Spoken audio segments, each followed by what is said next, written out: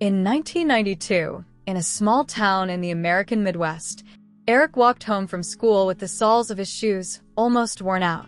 His parents ran a tiny diner that always smelled like oil, and the day's income depended on luck more than anything else.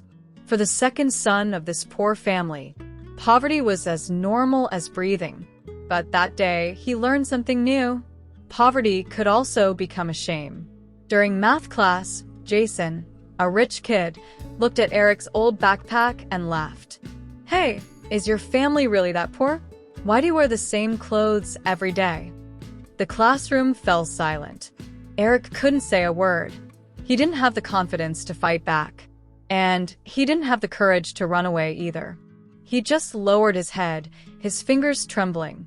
In that moment, something inside him cracked. Poverty felt like a label burned into his skin, and for the first time, he wanted to erase it.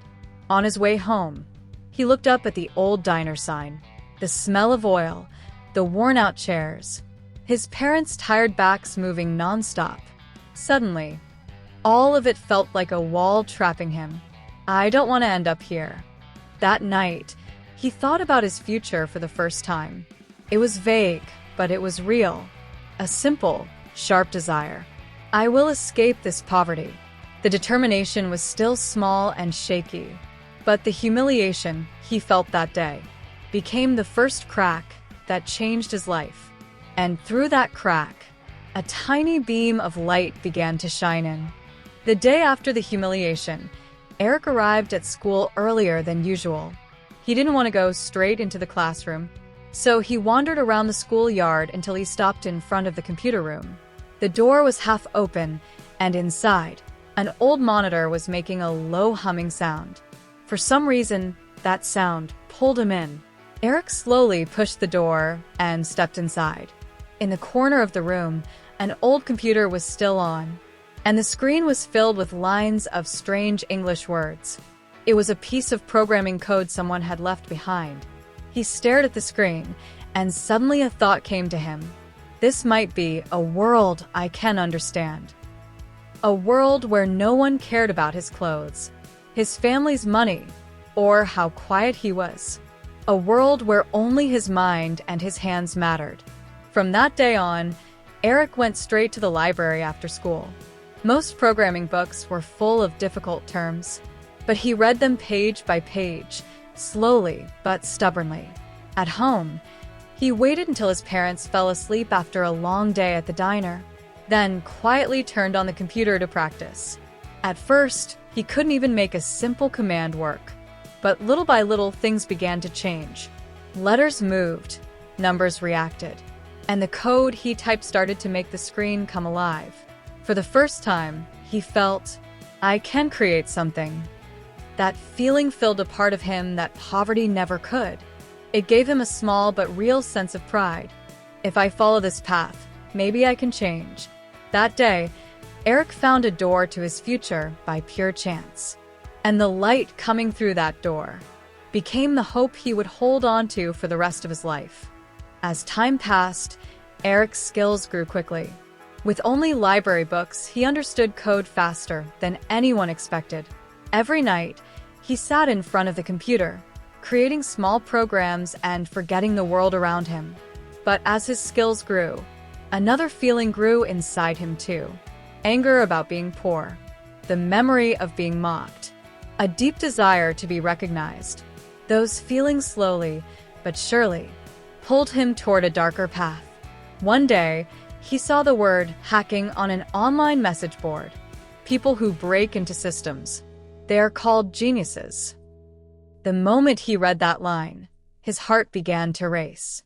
He started reading everything he could find about hacking: security holes, system structures, network entry points. It all felt like a world made just for him. At first, it was only small tricks. Changing the school server screen, opening classmates' accounts without them knowing. But soon, he wanted something bigger, something more exciting. And eventually, he stepped into illegal websites. There, he used the name Dark Kid. He wasn't the poor boy anymore.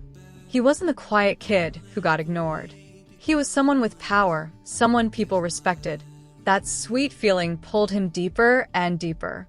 Then one night, while breaking into a system like usual, a strange message suddenly appeared on his screen.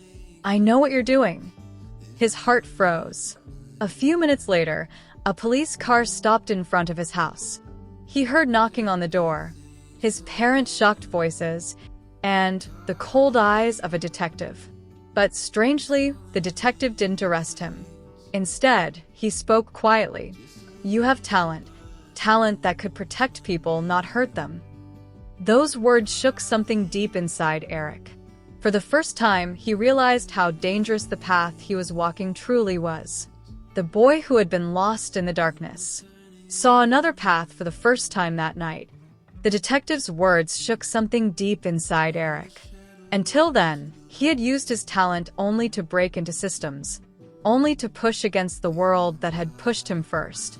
But that night, the detective's eyes felt like a window showing a different future. A few days later, Eric sat across from the detective again. The detective spoke quietly, without anger. "I could punish you. You know that. But I think you can do something bigger. Your talent is too valuable to be used for hurting people." Those words planted a new feeling in Eric. Trust. Someone finally believed he had value. Someone saw more than a poor kid from a small diner family. It was a feeling he had never experienced before. With the detective's help, Eric entered a government cybersecurity training program. At first, he was scared. His past mistakes weighed heavily on him, and stepping into a new world felt overwhelming. But the moment he sat in front of a computer, all fear disappeared. Analyzing code, finding security holes, blocking attacks. It was more exciting and meaningful than anything he had ever done. This is the path I was meant to take. He studied harder than anyone else. Staying up all night became normal. If he failed, he tried again. If he didn't understand something, he dug into it until he did. Only one sentence kept repeating in his mind. To succeed, you must be obsessed with one thing. That sentence erased his old anger, covered the wounds of poverty, and slowly shaped him into a new person. As time passed, Eric became the fastest and most accurate analyst on the team. His hands were no longer used to break into systems. They were used to protect people. The boy who once wandered in the dark was now walking toward the light, and he finally understood. I'm no longer a kid running away. I'm someone who protects others. Time passed, and Eric became a key member of the national cybersecurity team. His name never appeared in official reports, and the attacks he stopped were never mentioned on the news. But he knew the truth. His hands were protecting people's everyday lives. One winter night, a massive cyber attack hit the entire country. Power grids, banking systems, hospital networks. Everything was shaking at the same time. The team was tense, and the situation was getting worse by the second. Eric quietly adjusted his headset. His eyes were no longer the eyes of a poor boy from a small diner family. Lines of code flowed from his fingers. He read the attack patterns, found the weak point, and finally struck the heart of the attack with perfect precision. Suddenly, every monitor switched to a stable signal. The team cheered, but Eric simply let out a slow breath. For him, this wasn't just a victory. It was the moment he completely surpassed his past. He thought of his younger self, the boy who carried an old backpack, the boy who endured humiliation, the boy who studied alone in the library at night, the boy who once walked into the dark, and the detective who believed in him when no one else did. Every one of those moments had shaped who he was now. Eric stood up and looked out the window. The city was calm. People were living their lives without knowing anything. He liked that. It was the world he had protected. And quietly he spoke to himself. I didn't blame poverty. I didn't blame my environment. I obsessed over one thing, and that obsession brought me here. His story wasn't flashy. No one knew his name or his face. But he was stronger than anyone, and his heart burned brighter than anyone's. He was an unnamed hero who protected the world. And that was the life Eric chose.